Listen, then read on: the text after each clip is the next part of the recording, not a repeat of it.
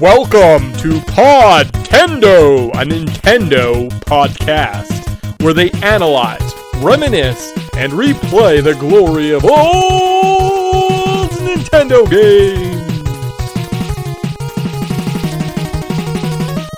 Holy! Same graphics, same moves. It looks like the arcade, man. Arcade, man. 16 bits. 16 bits. All I can say is Killer Instinct only on Super NES, complete with Killer Cuts game music CD. It's totally uncensored. So who needs a new system? Hey guys, welcome to the Podtendo podcast, where we analyze, reminisce, and replay the glory of old Nintendo games. I'm not sure exactly what that means, but I've said it now over 120 times or something like that, so you just gotta keep going. Review, retrospective, pop culture, something show. Let's play? Yeah. Let's play? Yeah, I think we play. I'm your co-host, Mick, joined ever by my lovely and talented co-host, Tyson. Cool. And if you're going to contact us, you follow us on YouTube. There's a couple people I think I've made some comments or a message and I've interacted with. Probably the cleanest place to keep track of all our episodes and go from there. So yeah, cool. Don't use Twitter. We're on Twitter, but I'm never on Twitter. Don't use Twitter. Yeah. Just like our email or our Facebook. Remember when you had a Facebook? Apparently I do have a Facebook. It's hooked up to my Instagram, so when I'm posting pictures of my Star Wars figures, it actually does go to Facebook. Because I mentioned to someone I haven't been on Facebook in years. I'm like, no, you just posted a picture of Han Solo the other day. And I'm like, I see. Instagram and Facebook are the same thing. Neat. Very much so. Very much so. Cool. So with that, welcome. This is one of our numbered shows. I know you just listened to Pokemon last week and you're like, man, after that jam-packed, action-filled adventure with those cute, lovable little bastards that burned down your neighbor's house, how could you guys go back to a video game? Because we kind of, I think for some reason we doubled up on movies early on. Anyways, you're getting a double dose of numbered episodes. We're in show 122 today, and we're looking at the rare fighting classic from the 90s, Killer Instinct 2. Yeah. There's no 2. It was just the first one. Pretty good one. Very good one. I remember this one had a very cool cartridge. Was it red? Black, right? Yeah. Nice. Yeah, so it stood out a little bit there. Everything about this game, seemed a little more mature, right? This was a harder edge on Nintendo's soft shell, right? It was a little bit, the graphics were a little more intense, more subject matter to deal with, more mature subject matter, right? Black cartridges, but we will get into all that good stuff for you today and kind of look at that. So again, we're looking at Killer Instinct, a shorter show for sure. So if you're expecting an hour and 50-minute thrill ride, probably not getting there, but we'll get into the nitty gritty and have some fun. So Killer Instinct, developed by Rare. As soon as I saw that, I was like, yeah, that's probably why this game was so good back in the day. What a great studio that was. It sold 3.2 million copies just on the Super Nintendo, which is outrageous. Good for them. It was released August 30th, 1995. How Long to Beat has this game in an hour. Yeah. Price at release was $50. If you factor in inflation, that would be $70.02 today. Forgot that part. eBay, $50. This game, loose card of this game, still kind of expensive. And I feel like I've seen this kicking around and I've never pulled the trigger. Probably should have bought it for cheaper. Inbox copy set you about $350. It's not available on any eShop.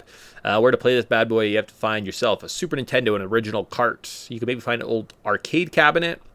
Good luck. On the Game Boy, because there was one on the Game Boy, or you have to go to the good old emulator. Hooray.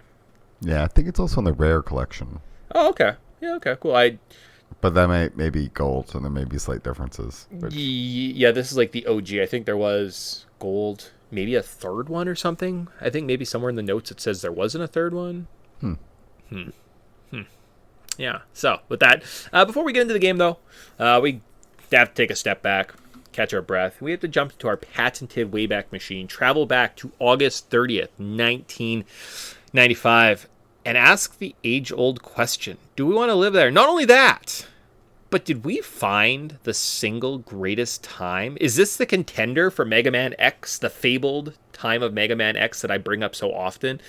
This might be close, guys. This might be close to potentially one of the best times ever to travel back to. So without further ado, let's jump back into it. August 31st, 1995 on the time circuits. Hit the flux capacitor because, oh baby, what's Tyson want to watch? What's his favorite show? Is it The Simpsons Season 7, Episode 1? Who Shot Mr. Burns Part 2? Smithers, now drunk, must get home to watch Pardon My Zinger. Does he make it? Or Freakazoid Season 1, Episode 1, 5-Day Forecast, Dance of Doom, and Handman. Freakazoid announces the weather, defeats Cave Guy, and we meet the sidekick, Handman, who later marries Hand Girl. So of those two shows, Tyson, what would you rather watch?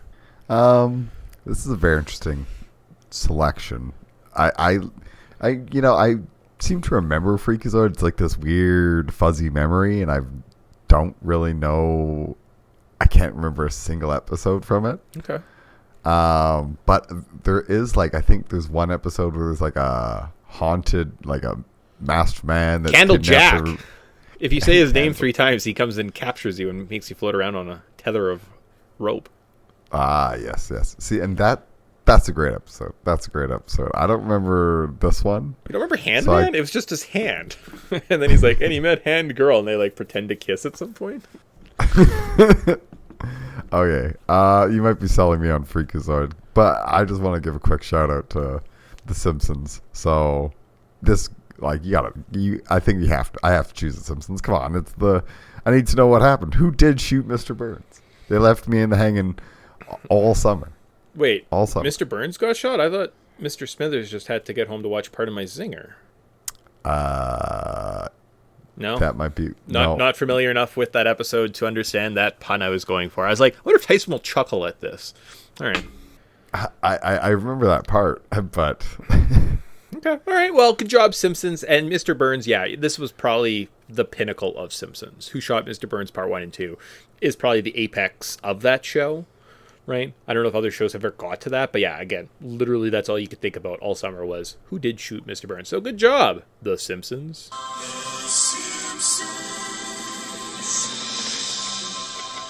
Boom, baby.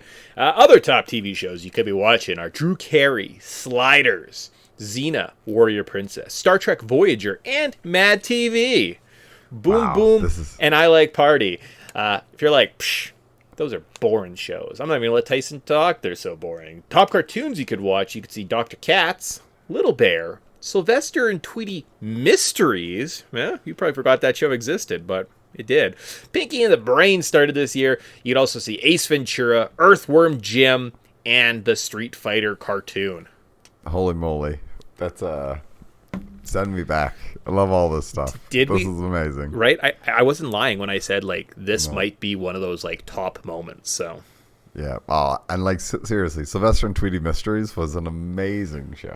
We used to watch that all the time. We weren't big fans of it, and then we started watching it, and we got really into it. Yeah. And I think we didn't miss a single episode. It was so good. Yeah, WB was killing it, right? They probably had Earthworm Jim and Freakazoid, so there was a block potentially of Sylvester and Tweety Mysteries, Pinky and the Brain, Earthworm Jim, and then you could finish off with some Freakazoid. Whew. Oh boy, Saturday mornings were hot in '95. This is a good time. All good right. time to be alive. Yeah, but you know what? Maybe not that great, because we do in theory have to go to the silver screen, see the real house, see what's going on in the old theaters these days. So this day we saw Magic in the Water, which I believe is about the Loch Ness Monster or something. Yep. There's something about a water dragon, and then there's some plot where some kid's trying to dig to China on the beach. Yep. Okay. That happens. Oh my goodness. I couldn't tell you another thing about this movie. Yeah. That's this movie. I couldn't tell you another thing about this movie, but those two things exist. All I need to hear was that. I forgot all about the kid digging to China. Yep. All right, and that was oh my gosh. I bet you that's a spin-off. He's like, where's your friend Jack? He's like, oh, he's just over there. I'm digging to China. And the hole got bigger. Anyways, fucking Magic in the Water. Massive. It was ridiculous. It's like the scene in Looney Tunes where I'm just fixing a divot. Yeah. Yeah. Good old, I forget his name. Newman. Anyways, Newman. Yeah, Newman. It's White. Something. Wayne Knight. There we go. There you go. So still in theaters, you could see Mortal Kombat. Mortal Kombat! Hit music, everybody. Dangerous Minds, Babe, and Waterworld. Okay, cool. So Interesting. yeah, Babe and Waterworld have the same box office returns. So Waterworld is big, epic, and because I was the website I look at, I kind of it shows every movie release and shows box office returns, and normally I just highlight the ones that hit over like 100 million or something, right? That's kind of how I like identify. Waterworld, Babe had the same box office return. One movie cost more than the other. Yeah, one was about a pig. That'll do, pig. That'll do. And a quote I still say almost 30 years later. In fact, Well, I also want to just say, one of these movies was nominated for Best Picture. Yeah. There you go. So, Aramadore. What does he say to the sheep stuttering their trust? Ra-ra-dore. Well, maybe watch Babe tonight. There you go. And if we waited a week or two, you could see Seven, The Big Green, and Get Shorty. Not as good as the first half. Seven's not bad. I think Seven holds up. Yeah, but Big Green and Get Shorty Wow. are Okay. very passable. It slowed down significantly. It was September. They don't have blockbusters in this September. Top video games released around this time were Super Mario World 2, Yoshi's Island, Comic Zone, which is not a fantastic, but an interesting Sega game, and then finally Heroes of Might and Magic. Yeah. I mean, we love Super Mario World 2. Comic Zone was kind of like not known, but then it got included in like every Sega collection because they were like, this game's seriously good, everybody please play it. And it is very neat because it's also like you could choose your own path. It's it's different. a action platformer, but you're literally in a comic and you have to move between panels just like you would in a comic. Like you're in a scene where you have to fight somebody and then you get to the end of the screen and you have to like jump out of the panel into the next screen. It's very, very, very ambitious. We know what happens with ambition in video games. Probably doesn't hold up. And then finally, the top 3 songs according to the Billboard charts from August 30th, 1995. We're going to get out of here. They are number 3, Waterfalls by TLC.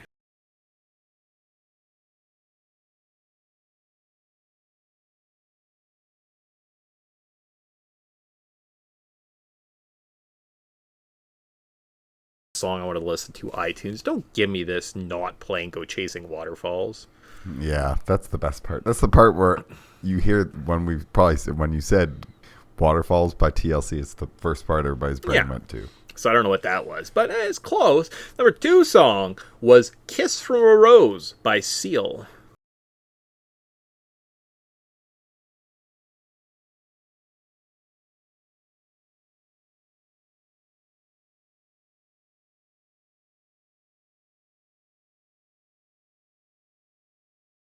Ooh, if I kept listening, I was just not going to stop listening. So I had to pull that Band-Aid off there. Yeah. This might just become a Seal podcast for the rest of the... Yeah. All right, well, here we go, guys. Get ready, Seal cast. And then finally, the number 1 song is You Are Not Alone by Michael Jackson. No, that's all you get. No. Not bad. I'll be honest with you. In terms of years we've been to, that's easily top 3, potentially pushing for best of all time. So, Yeah. No, and it's I think it's very interesting. This one, prime Simpsons, really solid TV shows with a mix of sci-fi and fantasy, incredible cartoon lineup. Movies are interesting. Mortal Kombat! Yeah, and Babe. What's the song associated with Dangerous Minds? Is it Gangster Paradise? I think you're right. And then Weird Al's classic Amish Paradise came out of it, and they like remake one of the scenes from the movies or something. Is that right? I can even tie Weird Al Yankovic into this time. This is great.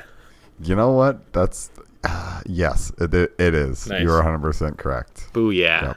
Boo. So there we go. I just had to look at the soundtrack real quick. I'm glad that a title like Mega Man X, Rare, companies like games made by companies I like, Capcom, Rare, games that I've had in my childhood, had in my life for a long time. I'm glad that they're associated with like better Wayback Machines. So there you go. So that was one of the better Wayback Machines you'll ever hear. And afterwards, I know what we're doing. We're all listening to Kiss from a Rose and thinking about Batman Forever. Yeah. Well, or you could listen to one of the many parodies. I still like the scene on Community where Jeff and the Dean. I was going to ask. I was like, does that remind you of Community or Batman? And it's made the flip. Cool. All right. Or both. Just what? This is a seal day. Watch all things, including this that has this song in it. Great. Go out there. Go do it. Sounds like a fun day. Great Friday. Development details. Now that we know what the pop cultural landscape looks like, and you're like, oh, I remember being alive at that time, and like, oh, okay, that's when this game came out. So the concept of this game dates back to 1993. Ken Loeb sent some sketches to Namco, but was disapproved. He took the same ideas to Nintendo of America, where he became head developer. So yes, becoming a head developer is that easy. You just send some sketches. Done. Easy. The composers of this game were rookies to the business and would later to go on to work on GoldenEye. Neat. Okay. Solid. Initially released in 1994, Killer Instinct Arcade-based Ultra 64 hardware is different from the home console version, which would be renamed to the Nintendo 64 in 1996. The Ultra 64 Arcade is a proprietary hardware platform co-developed by Rare and Midway and created by Chris Stapler and Pete Cox. However, the N64's release was delayed to December of 1996, and the game was converted to the Super Nintendo Entertainment System and the Game Boy for a 1995 release. Killer Instinct is the first arcade game to use an internal hard drive disk in addition to the game's ROM. This allowed the game to load more than the standard game at the time, hence why it appears to have more futuristic/realistic graphics. These were scaled back for the Super Nintendo release. The game had a marketing budget of $20 million. Well, it's a good thing it sold so much, because $20 million for an ad campaign sounds like a lot of money in 95. Yeah. You could almost make the movie Babe. I don't think Babe cost that much. What do you think the budget on Babe was? I looked it up. It was like 30 million or 25. I guess. So I guess filming in New Zealand is pretty expensive, so.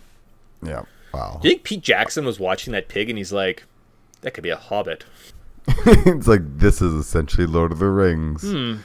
Wait a second. Weren't the people turned into pigs in Willow Fantasy, New Zealand? I will make Lord of the Rings. I'll start work on the script. Oh. Sir, can we get back to filming the Frighteners? No, I have another thing to work on right now. It's fine. It's fine. I'm sure it'll wrap itself up. The ending won't be like complicated or anything. No, I won't. We don't need to rush it. Nah, it's fine. Michael J. Fox has got this. He's got all the time in the world. Oh, now I'm sad. Yeah, it made me and all the listeners too sad too. I'm sorry. I'm sorry. But I'm glad. Anyways, back to the game. All right. So, like, Rare wasn't like, this is how Rare kind of, I guess, got their start. I know they were working on a few little games here, like elsewhere, but I guess this is where the Rare seal first seeped into our consciousness of, man, this game's solid. And then, because this was probably the first Rare game that I ever got exposure to. Yeah. And I think it was your friend over at Baines Lake when we went over there one time and we played this. Oh, really? See, I thought it was Mark. I thought Mark had this game. They both did. Okay. But I think the first time I played it was over with your friend at Baines Lake. Okay. So just curious. You're saying like, oh man, Rare, love Rare. They're awesome. They have 1994. Let's just go from there. 1994, you get Donkey Kong Country. 95, you get Killer Instinct, Donkey Kong Country 2. I'm not thinking right. I'm not thinking straight. It's got to be Donkey Kong. First Donkey Kong. What am I thinking? So Donkey Kong 94. 95, you see Killer Instinct, Donkey Kong 2. Or Diddy Kong's Quest. Okay. 96, they're pumping out DKC 3. Killer Instinct Gold. 97, you get GoldenEye. 98, you got Banjo-Kazooie. 99, you're hitting both Jet Force Gemini and Donkey Kong 64. 2000, you're hitting Perfect Dark, and the other games came out. I'm just telling you, like, the bits. 2001, you're hitting Conker's Bad Fur Day, and then, I guess you could maybe argue that, like, Star Fox Adventures isn't the greatest. Yeah, But- I haven't played it. Oh, and Banjo-Tooie in 2000 with Perfect Darks. Okay. So, like, man, that's 5 years. That's like 5 years of dominance from this game. These guys, holy smokes. Man, and like most game developers, like, takes 5 years to make a game these days, unless it's an indie developer, and then still probably takes 5 years. Oh, and they probably have a Diddy Kong Racing that I missed. Yeah, with GoldenEye. Holy smokes. All right. There you go. How do So you make so many games? Love Rare. yeah, good job. That they deserve their own podcast. Just awesome Rare games that we played all of and we love and adore. Neat. Okay. Yeah, Cool. yeah. Maybe we'll save that for a rankings list. Based on what the list I just told you, this is the worst Rare game that we've played. Yeah, Yeah. and that's saying something. Yeah. And like we're gonna tell you nothing but good things about this game, but also it's like Donkey Kong Country is like a legendary series. So controls of this fun game. It's a standard fighter. Use D-pad to scroll the menus, move your characters, buttons do combos. You fight against friends or play through the story mode. Good times. There's apparently a lot of lore in this game, as we'll get to at some point. But well, right. So first memories of this game. So I think I had a friend who had A Link to the Past, this weird Sega system, and he also had this game. So every time you went over his house, you had to play a little bit of Zelda, and he'd be like, oh, let's play a little Killer Instinct. It just seemed beautiful, right? It was an elite visual experience on the Super Nintendo, unlike anything we'd seen. It just... it always stuck out to me. Held a place. The characters are memorable. Like, what's his name? Saberwolf? I think about Saberwolf all the time. In terms of video game characters and stuff like that. So, very memorable game. Everyone looks super... it was an interesting fighting experience, right? I didn't dive more into it than that. And again, because I didn't have it, you don't grow too fond to this experience. But yourself, first memories, you're thinking Baines Lake was the place you first exposed to it? I think so. Okay. I think so, because this was, I think, one of those games that they had... Kale had a Super Nintendo, and I think this was one of the games that we played. Maybe in like 2 years younger than you. It was like I just got murdered in this game whenever we played it. But I just loved picking all the different characters and being like, wow, there's an ice dude and a fire dude, and the graphics were just something I've never seen before. And I guess that might have been my first kind of exposure to that like 2.5 like semi 3D kind of style. No, I guess Donkey Kong Country. I keep forgetting about that. That this was Rare's style, but it looks just incredible, and to see all these like different characters in there, but it looked really like neat, and like even Combo and Raptor, and like I just remember like there's a werewolf and a Velociraptor. Like this is the coolest game in the world. Leave something for everybody else. Killer Instinct. Yeah, Jerks. yeah. It was definitely like just the character designs just really stood out, and you're like, this game, yeah, I love it. So Nice, solid. Yeah, it's kind of my feelings too going into this experience. Was I was expecting kind of an elite fighting an elite Super Nintendo experience almost, right? Like I was kind of expecting to have my socks blown off. It aged not as well as I recalled. It's, it is what it is. So let's get into the story. And then because it is a fighting game, guys, it's going to be kind of a fast one. We're going to talk about each character, kind of what they look like, what their ending is specifically. I was going to make Tyson tell you what all the characters looked like, but obviously we both played this game, so I don't know what I was thinking. Anyways, let's look at the story of Killer Instinct. Ultratech is a very powerful mega corporation which organizes a tournament called Killer Instinct. Along with regular participants, experimental creatures created by Ultratech also fight in the tournament, so their strength can be tested. Ultratech also discovers a technology that makes bridges between dimensions and releases a two-headed cyclops, satyr-like monster called Idol from a dimensional prison in Limbo. Oh my god. I didn't realize this was about corporations. Yeah, there you go. This is the fight against corporations.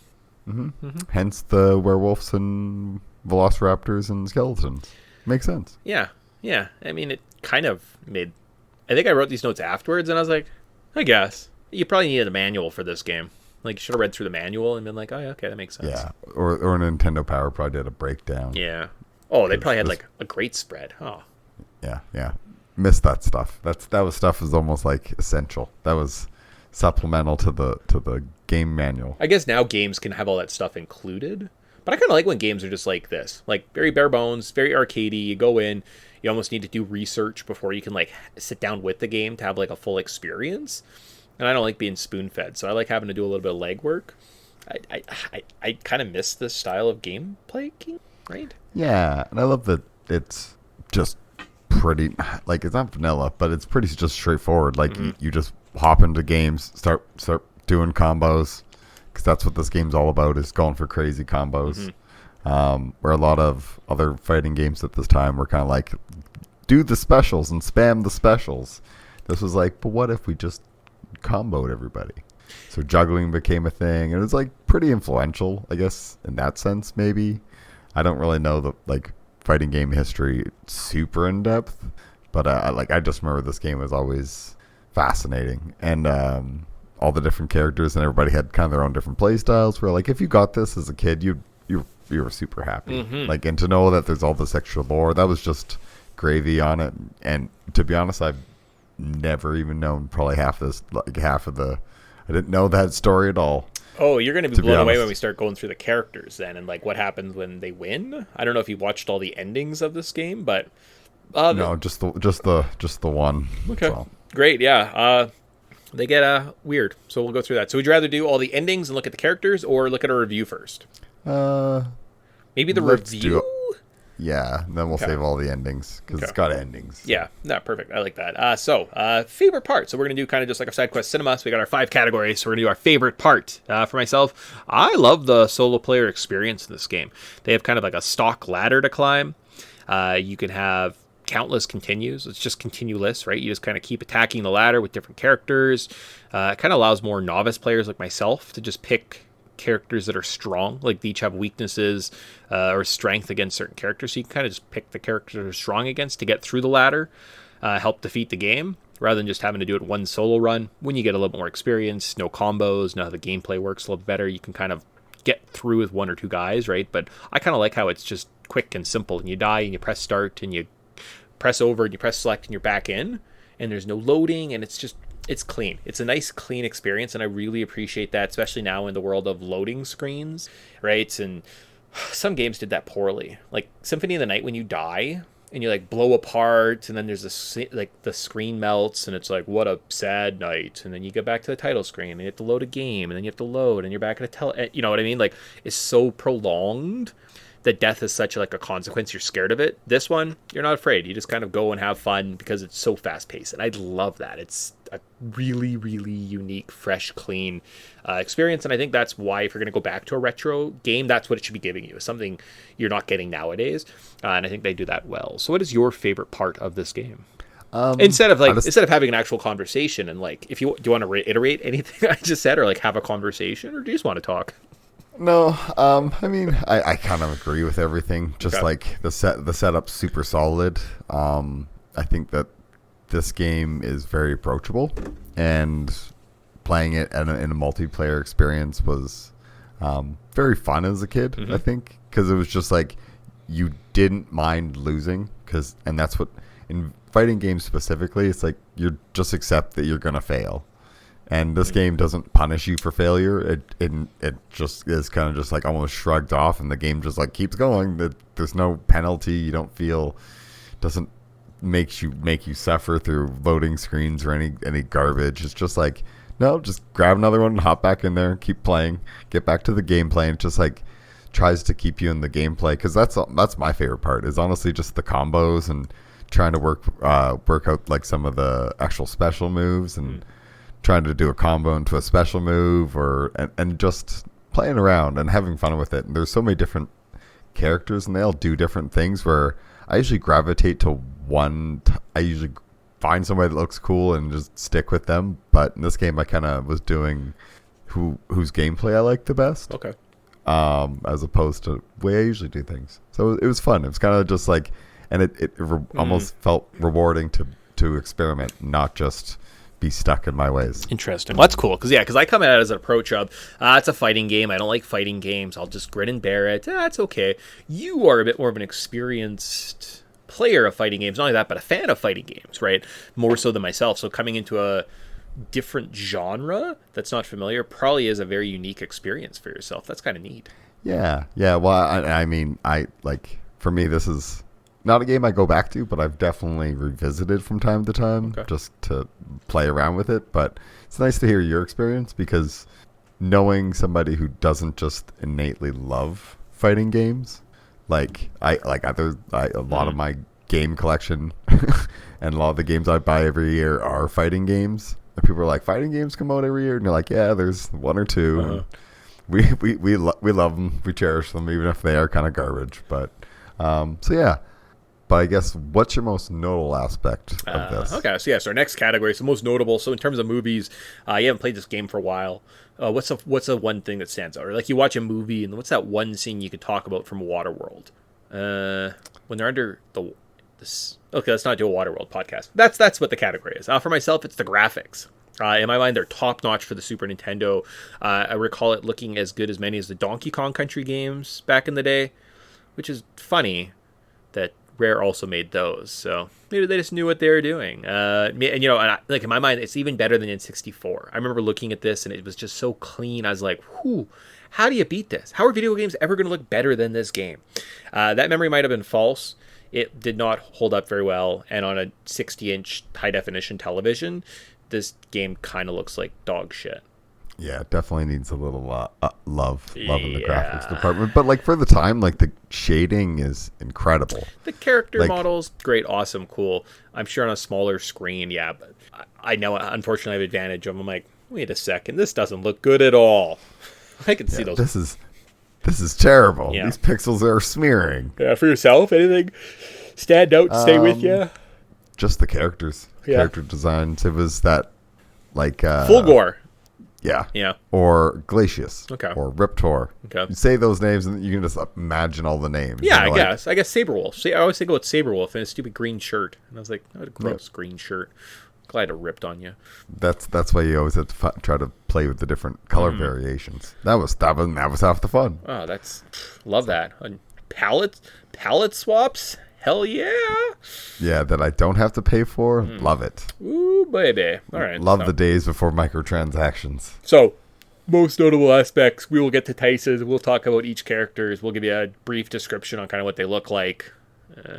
Kind of how I thought they felt. We can kind of discuss if you think agree or disagree, and then I'll tell you the ending. So, cool. Now, how about your least favorite parts? We've got to be a little bit critical, a little negative.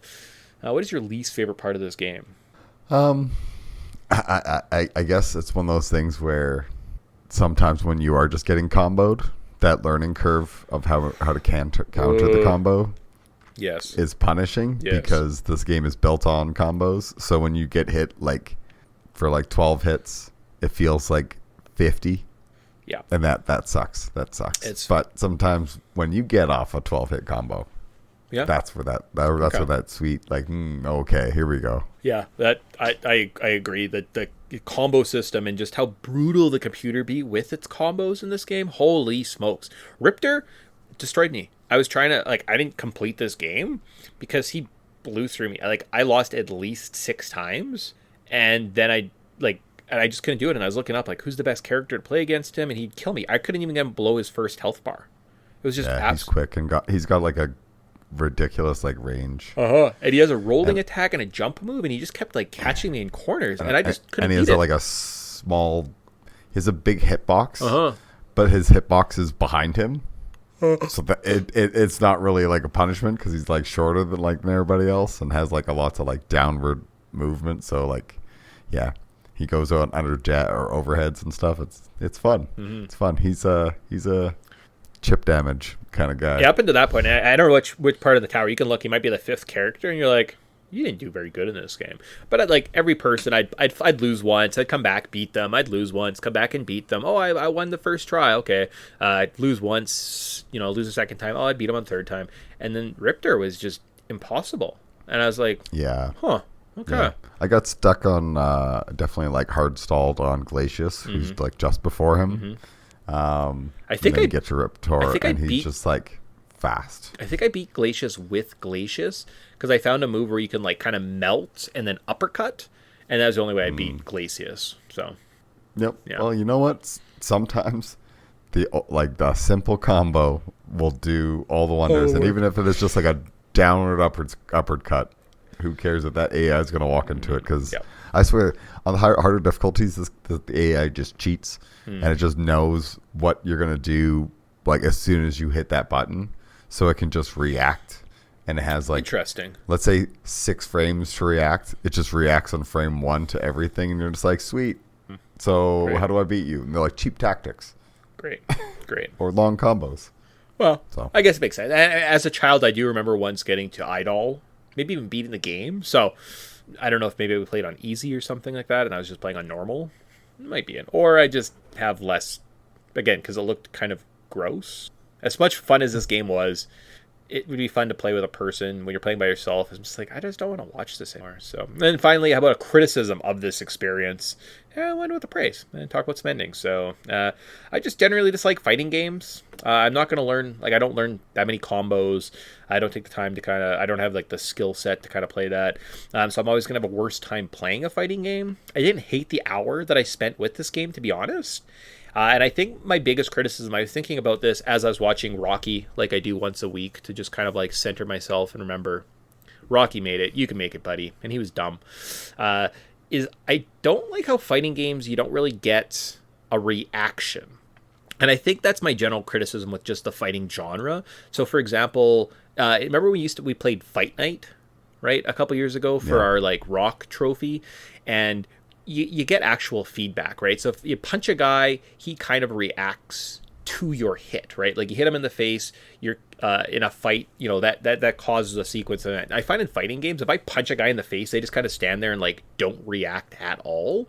And because you don't get that haptic feedback from your opponent, it's not really. It seems like a game. It seems not something. Blocking can get super frustrating. But not even like, but like, you know what I mean? Like you could have a guy like Guile in Street Fighter. I'm sure he has a drop kick move. If a drop kick lands in somebody's chest, that person should fall to the ground. But that's not what happens in fighting games. They just stand there and like get hit and they lose some health bar, but then they're ready to go again. And you don't get that like visceral reaction. Like even in wrestling, like I power bomb you, the guy's on the ground. He just isn't instantly up looking at me now, like, hitting me with an uppercut. And in fighting games, it's just very much their standing is their default. They don't really get knocked down. Like there isn't that back and forth like you get in kind of an actual fight. And I think that's kind of always been what I've struggled with. And it doesn't exist in this game. So that's just my criticism. And I was trying to be a little bit more descriptive than just saying like, I don't like fighting games. And I just don't. No, that's a fair point. Yeah. It's a very fair point because it's true. It's a goofy mechanic in fighting games where if you're just holding back and they throw a punch, it doesn't get through. You get hit by like energy beams, like a guy could like turn into a fireball and fly at you and you're blocking. And then the guy just kind of like stops dead and looks at you and you're like, yeah. And unfortunately, an unfair thing in a lot of fighting games is like, this is where like chip damage comes in, where let's say somebody's blocking, at least some damage will get through. And I know even some modern games like Street Fighter 6 is, I think, trying to approach this where if you're blocking, and let's say somebody does a hard punch through, like either some damage will come through or you'll lose like a stamina and you'll end up getting staggered from it. So they're trying to introduce it, but you're right, like games like boxing games or wrestling games that actually have like the characters fit, like there's a physics engine there, where in fighting games it's much more like less of a physics engine and more of a time-based engine. It's like you're playing a game of rock, paper, scissors. Yeah. But based on timing. Yeah. It's almost like a rhythm game to it. And yeah, like I do get that. Like, but that's a very interesting criticism. I haven't thought of it that way, but that's very fair. Okay, and that's what I was trying to do. I was like, I think just being like, I dislike this, and then you not being able to tell me like tangibly why, right? Yeah. Like John or Dave Matthews Band sucks. I'm like, why does it suck? And he's like, well, I just don't like it. It's like, but why don't you like it? Because it's not good. Yeah, I'm like, use your descriptive words, and you put it very succinctly, and that's like being a fighting game fan. That's not an aspect that I've thought about because I've just kind of. But the fighting. I've just accepted it. Well, and that's what I mean. Like fighting game genres, you just kind of have to accept. Yeah, okay, they don't have a physics engine. This is how it works. It's more of a rhythm game. You have to play enough and like get into it, and like I can appreciate that. That's not necessarily.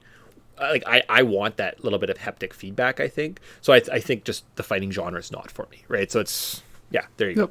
Yep. Cool. Yourself, what is a criticism of this game? Just I think later games. I think it's in Gold. It comes out. There's an actual. This is when the Killer Instinct introduced the training. Oh yeah. And being able to actually like run through what the combo should be. Up until this point, like a lot of games were kind of just like, oh, figure it out.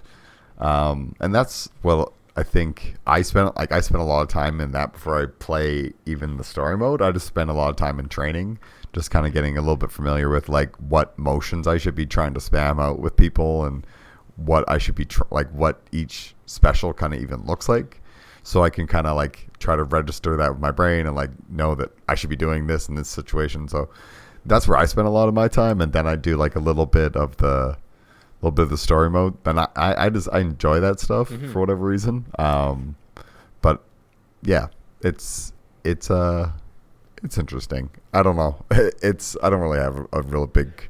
It's big an old criticism or arcade anything. fighting game. Yeah. You can again imagine what our criticisms are. You can imagine, oh, they probably had fun, right? Yep. But it's frustrating. Yeah. Okay. Great. Cool. So let's say, final praise. There we go. Be positive, and we'll talk about some endings. So this game has a really good pace to it, right? You can pick your character, you start a fight. Once your health bar is drained, the match pauses for like a second, then you continue, and then every dying is just like 2 buttons away from restarting the match. It's so smooth. It's very, very accessible in that sense, right? The characters, like great cast of characters. So if you had a couple hours to kill, this is awesome. This is a great way to spend some time with like a retro game, right? You're not going to be disappointed with the experience, but it's definitely aged, right? I'm not going to sit here and tell you definitively it's amazing. A kid would play it nowadays and be like, it looks so bad. And I'm like, I know, but you just like kind of have to live with it. So yourself, final praise? Yeah, I think for what it was, like this was trying to evolve the fighting game genre other than just playing footsies and spamming. The introduction of like going heavy on combos was a really fresh take. And I love it, made doing combos fun. And I think that it made you want to try doing combos in other games. Huh. So it was like kind of it tried to bring a new skill set to your toolbox. Cool. And I think that it did a good job of that. So if you were doing like a retrospective on fighting games and the history of them through the arcade and the home consoles, you'd say this is kind of like a turning point. This is a culturally significant moment that combos were kind of brought to the forefront by Rare in this team, in this game. Yeah, to the best of my knowledge, like I'm not a fighting game historian. Like I know there's a really great podcast out there, Triple KO, that actually has like a former world champion and guy that he's a big streamer and fighting game advocate and guys that all that stuff. Anyways, so if you wanted any of that stuff, they have a lot more knowledge when it comes to fighting games specifically. But yeah, I personally think this is where combos really became important. It like up until this point, it was spam a cheap combo like the jump in high punch and then crouch like mid punch. That was a combo. Okay. That was what everybody did. And then in this game, it was like no, there should be like a rhythm and a pattern, and then if you juggle people, do this, and there should be like. It made you try to like build on that, so that ultimate combo, like some people doing like I think there's infinite combos still in this one.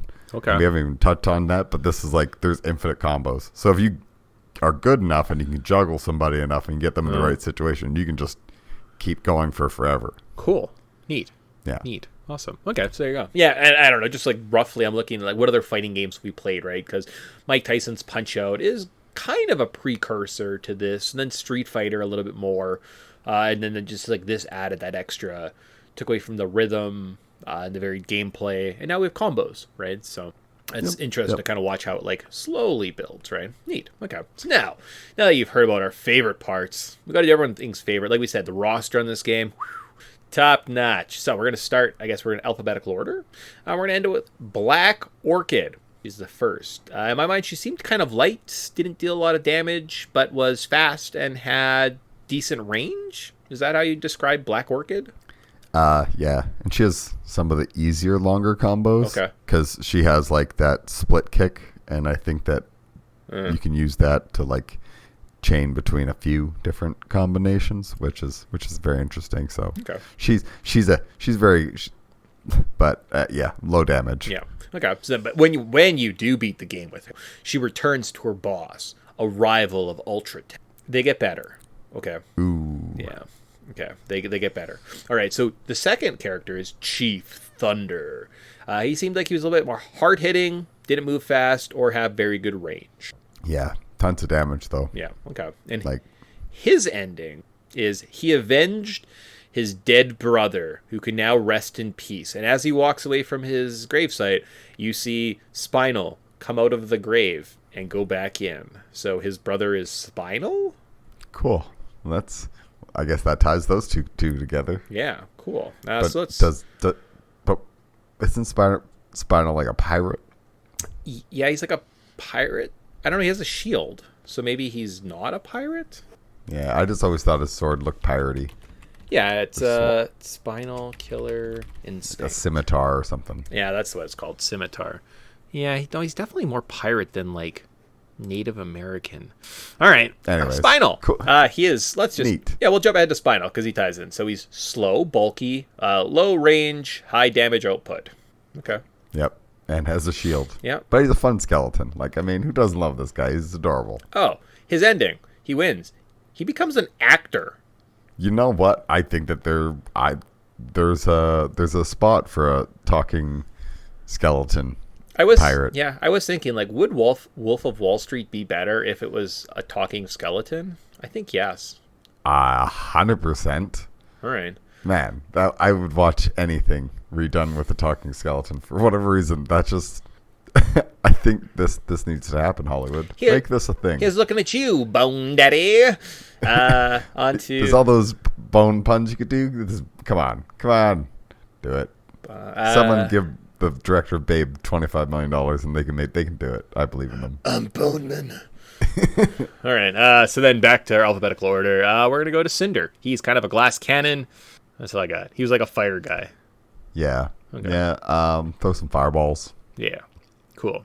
So apparently he's like a fugitive or something because after he wins, the police are waiting him outside of the building. He starts running and turns into a fireball, and he just flies away. And then he says, "But he lived here forever, and it's a house on a beach." That is an ending. Yeah. Why would you live so close to water if you were made of fire? I also want to know, what were the police going to do with him? Shouldn't it be the fire department? Yeah, it raised a lot of questions. Again, maybe if you ever looked into his backstory. I like not knowing anything about these characters. I'm like, this is how it ends. And I'm like, what? Okay, cool. How about Fulgore? So Fulgore, he was kind of like a robot man. He's on the cover arts. He's probably the most recognizable character. If you were to say like Killer Instinct and I showed you a picture of him, like, oh yeah, okay, I remember that. He seems bulky, decent speed, bad range. Yeah, makes sense. Yeah. He's kind of like the good at everything, decent range. I think he has decent range, but he's just a little clunky, I guess. He doesn't seem to have like that. Like his jab just seems a little bit slow. Yeah, he doesn't have like special projectiles or anything too, right? So, but yeah, it's mostly just like in his weird claws. And like, yeah, okay. But his ending is Ultratech now begins to mass produce Fulgores because he's just a robot, and they now begin controlling the world with the robot army. So that's a bad ending. So Fulgore must be a bad guy. It's kind of like Terminator. So Skynet 1 if Fulgore wins. Great, awesome. Cool. Next, we get Glacius. So he's bulky. He has some range, but he's slow. And I had a win, actually, with him as a double KO. So I think who was I playing as? I think I was playing as Fulgore. And I did something where I knocked him out a second before he knocked me out. So then, like, as, like, Glacius, like, gets KO'd, I, like, get my victory. And then, like, I get knocked out. And it, like, moved me on to the next round. And I was like, awesome, cool, great. Nice. Yeah, he's got like he wants to kind of keep you at bay because if you get close to him, you can kind of really mess him up. Yeah. He has like a weird, like he can melt and like he's kind of ice. I'm guessing he's like an Iceman kind of looking guy. I'm like, okay, he's a little bit bigger than Cinder. All right. His ending is he returns to his crashed spaceship, repairs it, and leaves Earth. So he was an alien. You know, I feel like there should have been something tied with him and Cinder, but maybe that's too close to Mortal Kombat, Sub-Zero and Scorpion. That they were like, just don't do it. Yeah, they're like, no. Clearly, one's a fugitive who he lit on fire and became a fireman, and the other one's an alien. They're different. Clearly. Okay. Clearly different. They're not ancient tribes of ninjas that fight each other. That's not what we're going for. All right, I neat. guess not. Okay, all right. So then we're going to go to Jago. He's like a blue ninja guy. He's light, fast, and very, very weak. Yeah, he's your balanced kind of. He reminds me of like the Ken and Ryu of the game. Yeah, generic white person. I mean, ninja. He's a white ninja. Yeah, ninja, got mask on, Yeah. has sword. There you go. So when Jago. he wins, he returns to his temple to seek enlightenment.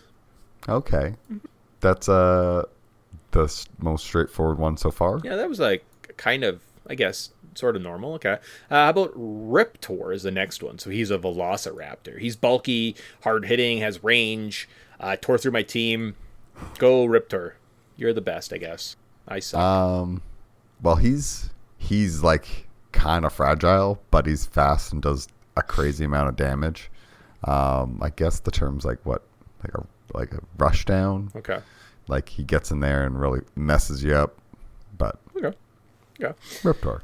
Riptor. And the ending is dinosaurs hatch from eggs, and the world is once again ruled by dinosaurs. That's the good ending. Yeah, good ending. So we got that. I'm okay with that. That's perfect. And they're like super Yep. fast, and oh my god! So 2 more to get through. No, Yeah. What were you gonna say? I was gonna say that sounds like a good ending to me. There you go. They're sick bastards. We are. Saberwolf. He's a similar to Riptor. Worse range. I find his combos are quite easy to do when I'm playing with him. He has like a spinning attack, which must have been a very easy combo, like AAB or something like that.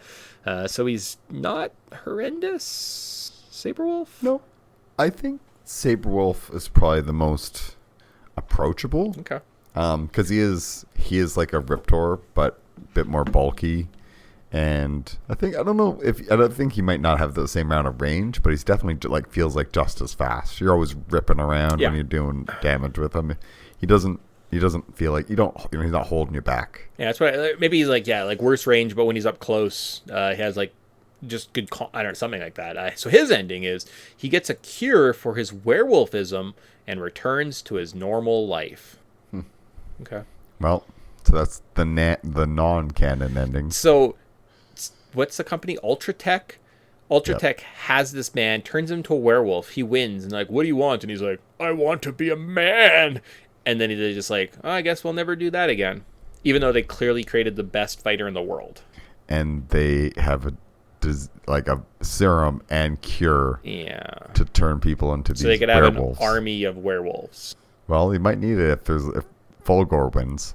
Or raptors. Man, we could have werewolves and raptors and Fulgors. Why didn't they fight? Yep. Like, why didn't Fulgor... Why the police after Cinder? What'd he do? He just wants to live on a beach. Okay. Well, hopefully this last one makes sense and really ties this up. So TJ Combo.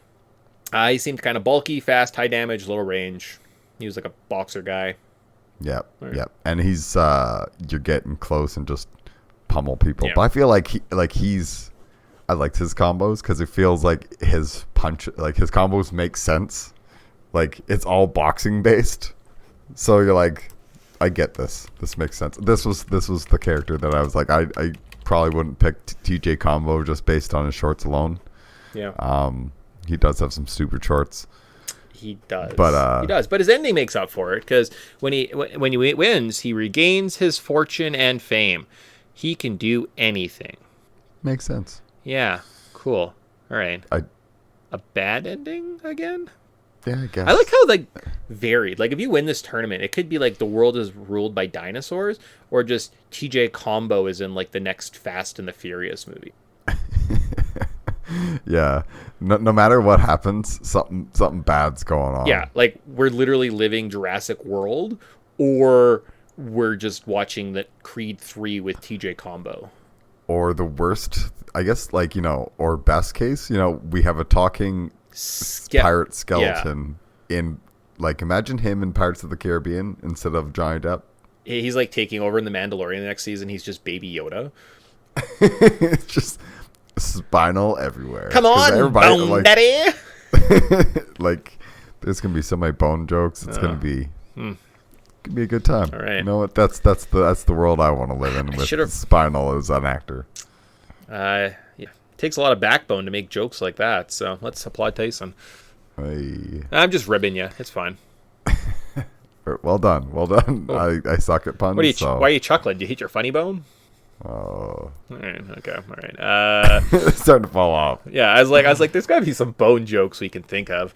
Yeah. Anyways. Finally, the last guy is Idol. So he's like the weird. What was he described as up here? Two-headed Cyclops satyr-like monster. So if you do, so at the versus screen, press and hold the right. Continue to hold right and press L, R, X, B, Y, A. You should hear a voice say, Idol.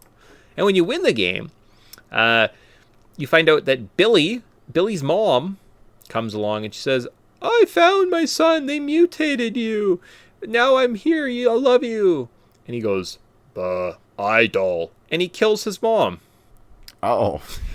Stupid Billy. So, wait, how does Blanca... Because isn't Blanca very similar? He was like a little boy that got turned into a monster, and then his mom shows up, and he like... Now, I think he was just always a monster. No. And his mom just like loves him and takes care, and like he's Yeah. Like Blanca is like still a monster, but has a mom, whereas Idol is just actually a monster who kills his... Yes. Okay. Yeah. Blanca is a good boy. Idol is... Not so. But apparently he was in prison in limbo, so they like made this monster of a boy and then sent him into limbo in a parallel dimension. All right, lots going on there. So that was Killer Instinct. There's all the endings. There's all the characters. Oh boy, that's isn't again. So current thoughts. I found this game. If you found this game for cheap, or interested in playing on an emulator and had like an hour to kill, this is the perfect game for you. If you had a friend, right? Like again, you have some friends over playing some games one night. I think you could throw this on and have a good time. You can play through it, try all the characters, watch all the endings on a 5-minute video, and kind of feel like you got a full experience, right? So like listening to this podcast, put this podcast on, throw the game on like an emulator, play through it. You're gonna have kind of the full experience and been like, oh cool, I know a little bit more about like the history of video games, right? I can kind of appreciate where newer games come from. But other than that, like I wouldn't spend $350 on in-box copies. So current thoughts. Definitely a fun experience, but I mean it's a older fighting game, so kind of your mileage may vary. It's, I think, important to kind of to the fighting game how it's like evolved, but it's also kind of flawed and a bit old. But if you like some of the characters and you like comboing or just want to mess around with an old fighting game, I think you could do a lot worse than Killer Instinct. Yeah. Okay. Sweet. Glad we both enjoyed it. That's fun. I like when these like little throw-in games are kind of like, it was kind of a neat experience. Kind of cute. Seems less pressurous than we play like the bigger titles too, right? What would you change? More interesting backgrounds, right? They kind of look bland, but also just a refurbish on all the graphics at this point would make this experience, like really increase this, right? So if there's an Xbox or the Rare, whoever has that, put a coat of paint on this bad boy, and I think you've got like a pretty solid experience that people could return to. Yeah, but I think it's always unfortunate because this game is on the Super Nintendo. Yeah. There's Nintendo. Oh, yeah. Would have to greenlight the rights for. But hey, you know what? We just got a remaster of GoldenEye, so who knows? Maybe Nintendo and Microsoft can play nice and be like, just have send some junior interns to be like upres it and just release it as it is. But it wasn't a remake. It was just a re-release because it's still GoldenEye. Yes. Yeah. Exactly. Yeah. And it was released on both consoles. Oh, gotcha. That's what you're saying. Okay, yeah. But I mean, like with this game, I think a coat of paint on it would, you'd be like, oh, okay, that's worth it. Like it's not gonna be that much, and then release it, right? And you'd be like, oh, okay, cool. Yeah, okay, for sure. And then finally, are you buying it? So as we wrap up this game, which I think we both generally had positive experience with, we'll say that. Are you buying it? There is no fan theories. And when you type in Killer Instinct fan theories, they talk about Basic Instinct. I was like, or who's the killer in Basic Instinct? And I was like, okay, we'll just do trivia instead. So, as the arcade version says, when the game is beaten, Killer Instinct was originally, as the arcade, was going to be originally be on the N64 exclusively, when it was still known as Nintendo Ultra 64. Okay. The game was originally meant to have character customization features, which with players able to set power, speed, and defense stats, change their colors, and finishing moves. A barcode would then be printed, which could be scanned by the machine to retrieve a player's custom character data. Oh, neat. So you could do that at the arcade. You could build your character and then like keep them with you as you challenged other people. That's pretty cool. That's a fucking badass really idea. Cool. Yep. Yeah. I could see how that got greenlit.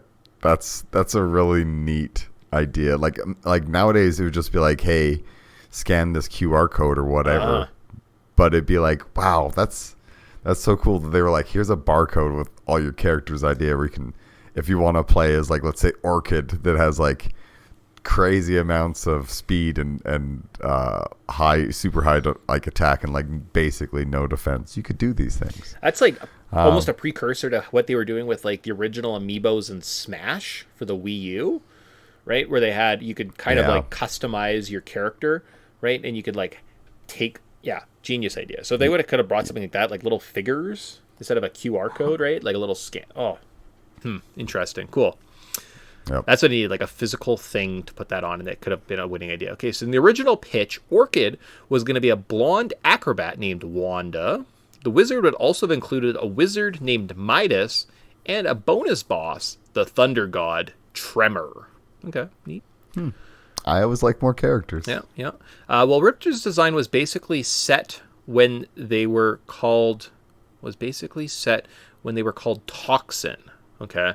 Their bio was completely different, described them as an Atlantean lizard man. Okay. So Riptor was once Toxin and was from Atlantis.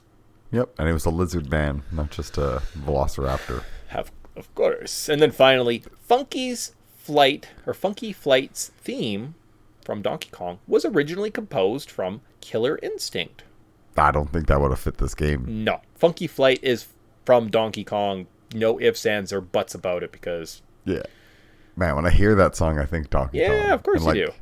Yeah, that would have not fit. No, not in this. There you go. So that is it. Well, we have a final cultural significance, and then we're going to get out of here. So, look at that. Just over an hour. Neat. Good for us. Not bad. All right. So, in this section, we talk about game design, the lore, inspirations, turning points, interesting stories, talk how this game relates, give other examples, and tie it all back together in the end. This lame did not leave much of a legacy, to be honest. Like, gonna Google a lot. There wasn't a lot of chatter about it. It's a 30-year-old fighting game. I get it. So it is fondly remembered in my heart, but the fun list doesn't get you very far in terms of this section. It's been a hot section, or a hot second, maybe. Actually, I think it's probably been like 2 shows since we did a battle royale. Didn't really have any, I don't know. I was like, maybe we talk about characters, like, like skeletons and werewolves, but I don't know. It seems less fun. Instead, let's just make Tyson do as he always does. Tyson, we're going to play the greatest pop culture battle royale. So the theme of this game is they're taking the greatest fighters. You fight for something, you get a reward. So Ultra Tech buys you something at the end. Pretty cool battle royale. So we're going to do a greatest pop culture battle royale rather than looking at, like, what was the lore behind Cinder and tell you about fire. Or are skeletons versus werewolves better? Yeah, I'm like, I don't know if that's... Anyways, anyways, so I was like, all right, so there we go. So with this, we have to work through the doubles first, and then we can hit the 1s and 2s. It's a 10-team. I was going to start with 8, but I had to include 2 more, and you'll see when we get there. So this is the greatest battle royales, or winner-take-alls in pop culture. Ready? Ready. All right, so we're going to start with the 8-9 matchup. We see the very own Killer Instinct at 8, but we see the Stanley Cup playoffs at 9. So what is better? Killer Instinct, where raptors can take over the world, or we can just have skeletons in movies, or the Stanley Cup playoffs? Well, Killer Instinct has some of the most unique endings, and most fighting games have kind of goofy endings, but they have some particularly goofy ones. But being from Canada, I think that I might get kicked out if I don't let the Stanley Cup playoffs beat Killer Instinct here. There you go. So, wow. So with that, we have a big upset. 9/8, Stanley Cup playoffs moves on to the next round. All right. So if we move down, we have to get Soul. No, let's do the next one, and then we can do our next. So then we have a 7-10 matchup. So this is just going to kind of set who plays the 2 seed. We have Suzanne Collins' seminal writing experience and movie experience with the always beautiful Jennifer something. Lawrence? Is that her name? With The Hunger Games. Or the number 10 is we have a play-in. Oh, fuck, I shouldn't have play-in first. Sorry. So our play-in is Caddyshack versus Happy Gilmore. So the greatest winner takes all. Is it Caddyshack or Happy Gilmore at 10? And the winner of that has to play the Hunger Games. Okay. So we got a golf showdown. Yeah. But Caddyshack has a gopher that also is having a showdown. So there's 2 showdowns. Oh my gosh, there's so many. This is like a Russian nesting doll of showdowns, and I hate that we started this way. We should have started with the gopher. Anyways, now keep going. It's all good. And Happy Gilmore is a classic. Yeah. I mean, it does have one of the greatest cameos of all time with Bob Barker. Yeah. So just for that fact alone, because I would argue that the Bob Barker and Happy Gilmore rivalry would rival that of his and Shooter McGavin's rivalry to a slightly greater extent than the Caddyshack rivalries. Okay. All right. Combination. So I'm going to give it to Happy Gilmore. But his victory is going to be not so well succeeded or not well celebrated because he's going to lose to Hunger Games. This is I guess, brought to the masses the idea of a battle royale. It wasn't the original. No. But it was definitely a huge landmark for battle royales in general. So I have to give it Hunger Games here. All right, there you go. So Happy Gilmore, you won. You got in as the play-in game as a 10 seed. Congratulations. The price is wrong, bitch, because unfortunately you could not take out the perennial. Well, we'll see how they do with the Hunger Games. All right, there we go. So now we have our matchup. So we have 1 versus 9, 4 and 5, 2 versus 7, and 3 and 6. So let's start at our 4-5 matchup. We have the titular series Soul Calibur, where you're fighting for a Soul Calibur blade. Everyone has a sword, and it does something. I don't know what Soul does Soul Calibur do? I think it's just a really powerful sword. Okay. It's like, plus 20 experience, maybe plus 5 on crit or something. Okay. Yeah, that makes sense. Cool. Versus, like Tyson mentioned, the first Battle Royale movie with Battle Royale. Yeah. So I love me some Soul Calibur. I remember playing 3 because it had like every console, like GameCube, Xbox, and PS2 had each their own exclusives. And they kind of always done really unique crossover characters. However, they just don't really make Soul Calibur games anymore, and that seems like that franchise is kind of just gone. Whereas I think that the Battle Royale original movie easily wins here. It's the OG. If you haven't seen this movie, it's fantastic, and I think that it's definitely worth a look in if you haven't already seen it, because it's really well done. Okay. So nice. Yeah. So good job, Battle Royale. Who are they going to play? Are they going to have the number 9 seed Stanley Cup playoffs going against one of the greatest Battle Royales ever, the number 1 seed WWE's Royal Rumble? So we got the Royal Rumble versus the Stanley Cup playoffs. Yeah. What's a better Battle Royale? Well, I don't mind the Stanley Cup playoffs, but the Royal Rumble is second to only WrestleMania. This is like the best pay-per-view of the year. It's the one that when we were kids, we used to look forward to the Royal Rumble. There was always hilarious entrances. There was shenanigans. We would root for somebody, and then as soon as they get knocked out, we'd root for somebody else. And it's an event. And it is like, if you have not watched a Royal Rumble, you definitely are doing yourself a disservice. Stanley Cup playoffs can sometimes be very exciting, and then there's some times where they can be very disappointing. And being a Canadian, they've been mostly disappointing for the better part of my lifetime. So, Yeah. but the Royal Rumble's enjoyable every time. So I gotta go with the WWE's Royal Rumble. Whew, there you go. So headed to the finals. Oh no, headed just to the next round to play Battle Royale. We have 1-5, Royal Rumble versus Battle Royale. All right, let's move to the bottom part of this bracket. We have the number 6 seed. We have the Tri-Wizard Tournament from Harry Potter and the Goblet of Fire versus the number 3 seed, Mortal Kombat game series. What is the better Battle Royale? Well, I mean, I enjoy Harry Potter, but it's weird. Like, is the Tri-Wizard Tournament only every 4 years, or is it every 7 years? Like, is it every, like, I don't quite understand it. Seems like it just kind of shows up for one book and then disappears. Get some kid that dies, or maybe it's like That's my boy. That's my boy. It's like or is it like a World Cup thing, like every 4 years? And if so, it's just like, a still picture, so it's not as classic as like I was delayed in terms of funny videos in my mind, anyways. But there's a funny one where it's, you know, like, who's this Pokemon? And it's a Diglett. But then the next screen, it's just a grave that says Cedric Diggory, and it's just his dad going like, "That's my boy." That's dumb, but anyways, all right. So I gotta go with Mortal Kombat here, Yeah. just for the theme song alone. Mortal Kombat.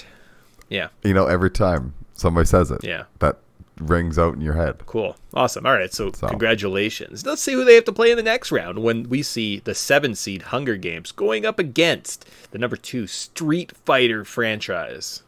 Ooh, so sorry, it's Hunger Games versus Street Fighter. Yeah. Okay. Well, I mean, Hunger Games, you had a good run, but I think that I was not really a big fan of Hunger Games. It was a big thing for everybody else, but I was kind of not they're messy. into it. It's messy. It is. And like, what does she do? I don't think she does anything at the end. Like, it's just. I think the people just start rioting, and then riots happen, and then people like died, and they're like, Yeah. "Oh no, it's that person," and I'm like, "Who's that person?" They're like, "Yeah, don't you remember him? It's them." It's like and like they get through the city at the end, and like they go to attack the Capitol building, but then like the rebels just bomb them and kill them, and it's over. So like it was useless following Katniss at all. Like she could have just died in the same event. Like the results would have been the same kind of thing. So Yeah. And honestly, like Street Fighter, we got Street Fighter 6 coming out. yeah, there you go. So Okay. come on. All right, let's see what's going to the. Let's see. This is exciting though, because we definitely have a video game in the finals of this video game podcast about the greatest battle royales ever. So we have the 2-3. There we go. This is how I set it up. This is how I wanted it to go. We have Mortal Kombat versus Street Fighter. What is better? Do you want to see Jean-Claude Van Damme or a Street Fighter movie? I think you're losing either way. I'm sorry. Yeah. So we got Mortal Kombat Annihilation. I mean, not Then, just movies. It could be the whole series in general. So the series is It's true. Yeah. Well, I'll put it like this. I play Mortal Kombat X. It's a little bit older. Okay. I know some people love NetherRealm Studios, the people that make that game. Like, they always seem to be doing interesting things. It's just not for me. I think I stopped caring when I played all of Deadly Alliance, and I was like, I've had enough Mortal Kombat for my lifetime. And I've like played all the other games as they've come out, but I've never not owning them, or I don't own any of them for that. Like, why would I own these games? I don't want to play them. I don't play them. If I'm going to play a fighting game, I'm going to play Street Fighter. Yeah. Because Street Fighter is crisp. It is responsive. I think each of the games kind of try to do something different, and it's just, it's my favorite fighting game franchise for that reason. So I got to give it to Street Fighter. Cool. And 6 looks incredible. So who knows? We might be getting some of that character customization that we've all kind of we were promised from Killer Instinct on the arcade. It's finally coming. Hopefully. We've been promised it for 28 years. Maybe this is the year. And then finally, we got to figure out who is Street Fighter, the 2 seed fighting in the finals. Is it number 5, Battle Royale the movie versus WWE's Royal Rumble?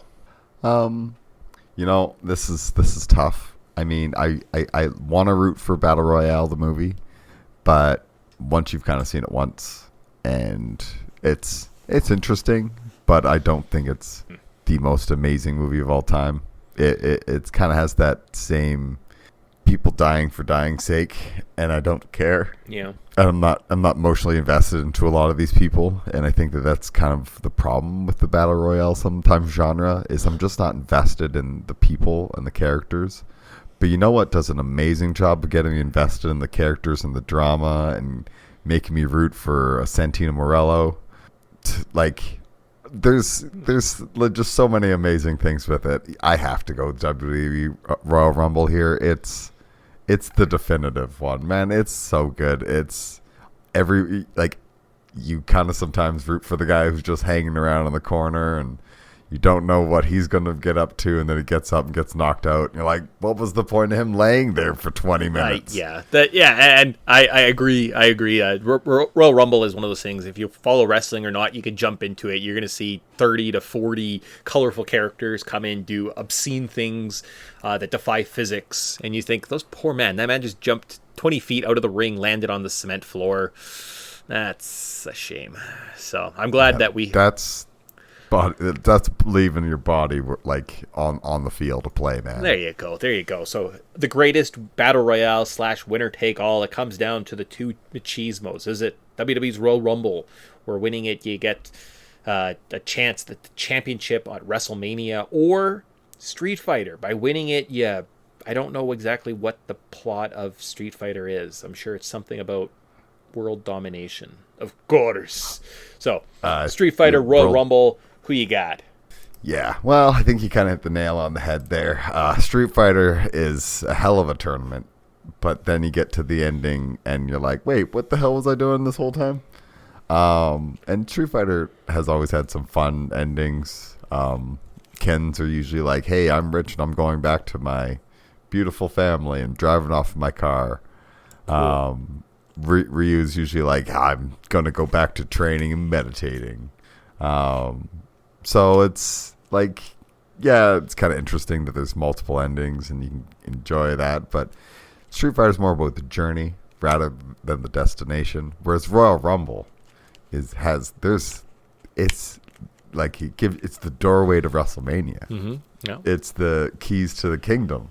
It's a guaranteed spot on the biggest stage of the year. So that's why it's so valuable. And 30 people are slugging it out all in front of your eyes with one quick go. There's storylines rising, like people's are ending. It gets your mind going. It's a fun time. I'm really happy that you included Royal Rumble in here because I think that I wouldn't have thought of it when I thought of battle royales, but it's like it is the definitive battle royale. It's got to be the winner. Nice, good job, WWE's Royal Rumble. You are the greatest pop culture battle royale ever out of those 11 selections. So. Yes. I didn't include Squid Games because Yeah. No thanks. Yeah. I don't think it lasted as long. Like it doesn't have the staying power as those other ones I just mentioned, right? No, and I think that like it's a cool story, but and it goes back to character storylines. Yeah. Like if you don't really care about a lot of people that are dying, and I don't care about body count numbers on screens because I'm not invested. Whereas like that's what the WWE does is every character has their own storyline, and like it is a very interesting culmination event of a bunch of people's like there's usually like really only 5 major storylines of like who these people could be, but then there's like sometimes like there's that random guy just hovering around and like last 4 people of the match and you're like, why is he still like so far in this? He's doing so good. And you end up kind of rooting for them, and you're like, there's no way they're going to win. And they don't, but it gets your mind going, and you get kind of invested. Whereas I think that's just missed in a lot of other things. Cool, yo. So that's it. So that wraps up our show on Killer Instinct. We'll be back in 2 weeks. We're back on the X-Men train. Doot. I'm not sure exactly what we're doing. No, I know what we're doing after that, but we won't get into it yet. So there we go. So back to X-Men in 2 week time, and I think we'll see you then. Did we miss anything? No. I think we all said We said Goldeneye, but I don't know if I said James Bond. So James Bond. Okay, hey, solid time. Yep. With that, I think we'll say goodbye and see you guys in 2 week time. Bye.